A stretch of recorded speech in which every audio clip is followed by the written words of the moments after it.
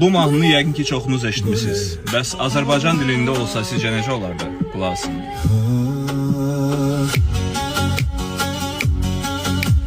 Qaraşın hara belə, ətrin yayılıb şəhərə. Necə bülbül gülə, aşiqəm mən də sənə. Səninlə həyat gözəl, deyirəm eşqi qəzəl. Gülüm etmənə nazın, gülə gülə, gəl mənə gülə gülə. Çare ol dərdlərimə, necə bülbül gülə, aşiqəm mən də sənə. Gülə gülə, gülə gülə, gülə